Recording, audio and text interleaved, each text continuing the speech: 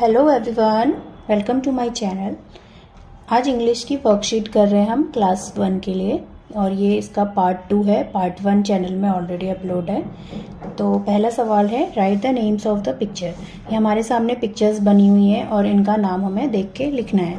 तो पहला ये जो चित्र हमें दिख रहा है, डायग्राम हमें दिख रहा है, ये दिख रहा है हैट का। तो हैट के लिए हम लिखेंगे HAT हैट। ऐसे ही हमें दिख रहा है मग। तो मग की स्पेलिंग होती है MUG मग। अगला हमें दिख रहा है टॉप। टॉप यानी लट्टू, TOP टॉप। ये दिख रहा है हमें बैट, BAT बैट। और ये दिख रहा है हमें टब यानी TUB टब। और ये हमें दिख रहा है 10। ये क्या बना हुआ है? 10 बना हुआ है, TEN 10। एक नंबर बना हुआ है 10। ये दिख रही है हमको हट बनी हुई। तो हट लिखेंगे HUT हट। ऐसी में नेक्स्ट क्वेश्चन है, see the picture and encircle the right word. तो ये जो पिक्चर्स हमें देखनी है और इसके अकॉर्डिंग ये सेंटेंस बनाया है और जो सही है उस पे हमें सर्कल करना है। जैसे पहला सेंटेंस है, the ball is under oblique on the mat. तो ये हमें मैट दिख रही है, मैट में हमें एक बॉल दिख रही है। तो हमें ये बताना है कि ये जो बॉल है ये अंडर होगा या ऑन होगा। तो ये मैट के ऊपर है तो हम इसके लिए लिखेंगे ऑन। तो इसको हमने सर्कल करना है, तो हमने इसको सर्कल कर दिया। दूसरा है, the jug is in oblique on the table. ये जो जग है ये टेबल के ऊपर है या नीचे है या कहाँ पे है। तो हमें बताना है इन या ऑन। इसमें क्या आएगा, ये टेबल के ऊपर हमें जग दिख रहा है तो इसमें भी आएगा ऑन, ON ऑन। नेक्स्ट है, the cap is on the bag. ये जो कैप है ये बैग में है, बैग के ऊपर है। तो हम क्या आएगा, ऑन द बैग आए, ऑन द बैग आएगा। The cap is on the bag.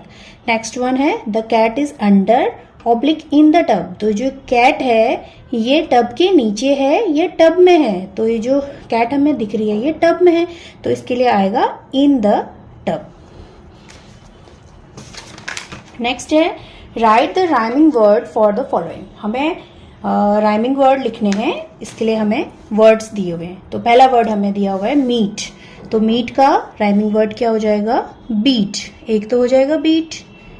इसका फीट भी हो सकता है, FEET फीट भी हो सकता है, स्वीट भी हो सकता है। बहुत सारे राइमिंग वर्ड होते हैं। तो हम दो लिख लेते हैं, ठीक है। मैंने एक का बनाया था लेकिन हम दो लिख लेते हैं।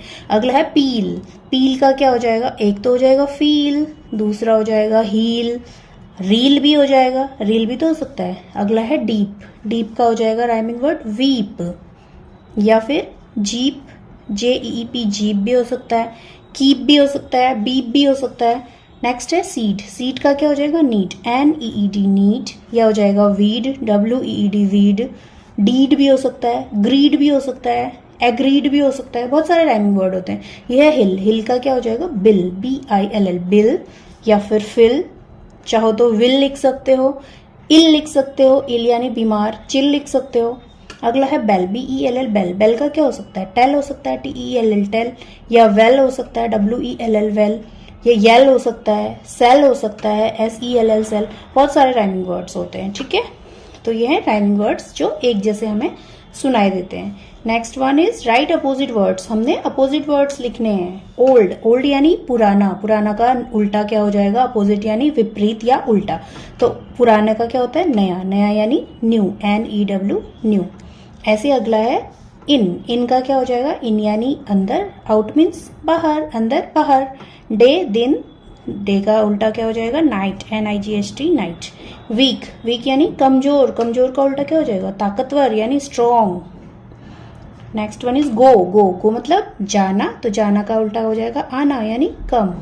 रिच, रिच मतलब अमीर, अमीर का उल्टा हो जाएगा गरीब यानी POOR पुअर।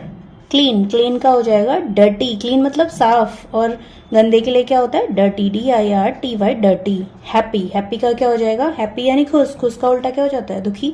तो हैप्पी का हो जाएगा सैड, SAD सैड।